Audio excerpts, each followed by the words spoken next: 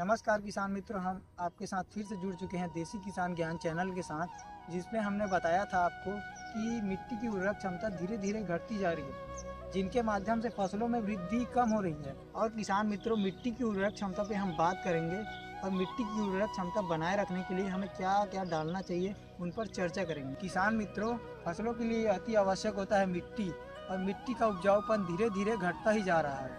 किसान मित्रों, इन घटते हुए उपजाऊपन को दोबारा प्राप्त करने के लिए हमें किन बातों पर ध्यान देने की आवश्यकता है, इन पर हम चर्चा करेंगे। किसान भाइयों, सर्वप्रथम तो हम आपको बता दें, जब मिट्टी में हल चलता है उस टाइम से हमें मिट्टी में कुछ बातों पर ध्यान देना के लिए बहुत आवश्यक है। जैसे कि हल चलने के टाइम हमें कुछ चीज़ मिलाने की आवश्यकता है। जैसे हम आपको बताना चाहते हैं गोबर खाद।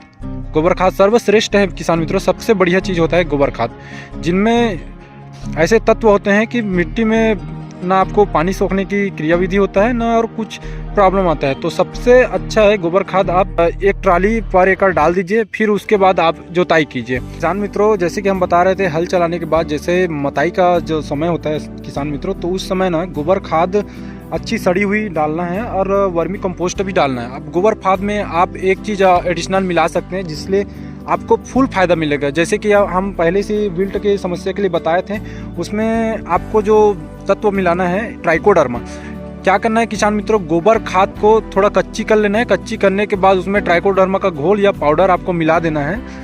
और कितना गोबर खाद लगेगा आपको, 10 किलो गोबर खाद में इसको मिला देना है। कितना ट्राइकोडर्मा मिलाना है, ट्राइकोडर्मा आपको 1 लीटर का आता है जो 2 एकड़ में जाता है, लेकिन आप 10 किलो गोबर में करेंगे तो आपका आराम से 2.5-3 एकड़ में आपका आराम से चले जाएगा। तो वैसे ही करना है आपको। और किसान मित्रों, गोबर खाद की और ट्राइकोडर्मा की संख्या ऐसे रहेगी कि 10 किलो आपको गोबर खाद लेना है और गोबर खाद में आप 1 लीटर ट्राइकोडर्मा मिला दीजिए, या फिर 1 किलो ट्राइकोडर्मा आप मिला दीजिए।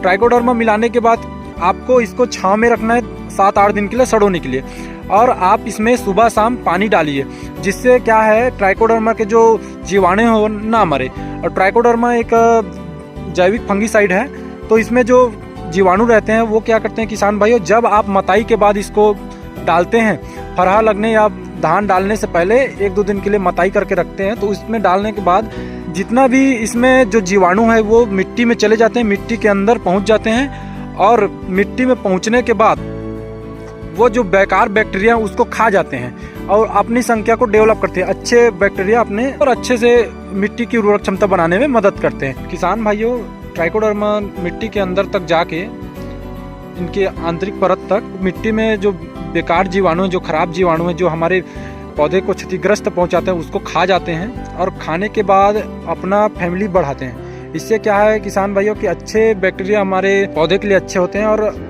अच्छा न्यूट्रिएंट्स प्रोवाइड करवाते हैं। तो इसका ये मेन कारण है। और भी अन्य बातें हैं जिन पे हमें ध्यान देना है।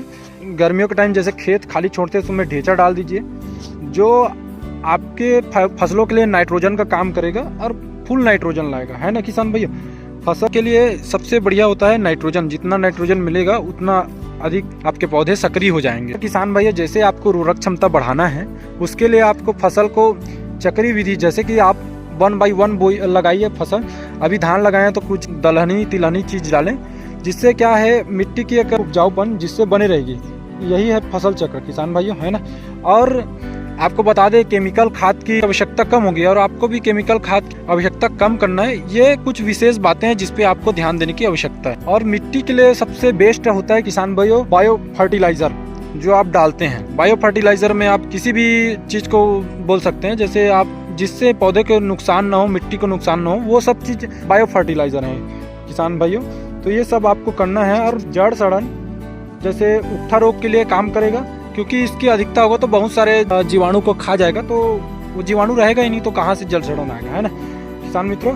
मिट्टी की हानिकारक फंगस को रोकता है, पौधे के जड़ को मजबूत बनाता है, ये इनकी विशेषताएं हैं। और केमिकल फंगीसाइड की आवश्यकता को कम करता है। कौन कौन की फसल में ट्राइकोडर्मा आप यूज कर सकते हैं, टमाटर है, दलहन तिलहन, धान में भी आप कर सकते हैं। बायो फर्टिलाइजर के रूप में काम करता है ये सब। आप इस गोबर खाद और ट्राइकोडर्मा के मिश्रण को अपने खेतों के हिसाब से प्रयोग करें। जैसे कि आपके पास 1 एकड़ है तो आप 10 किलो गोबर पे 1 लीटर ट्राइकोडर्मा को मिक्स करके डाल सकते हैं। यहाँ आपके पास 5 एकड़ ज़मीन है तो आप 5 एकड़ के हिसाब से अपना गोबर खाद और ट्राइकोडर्मा को मिक्स कर डाल सकते हैं। जिस मिश्रण के बारे में हमने आपको बताया है किसान मित्रों, वो केंचुए के लिए अधिक महत्वपूर्ण होता है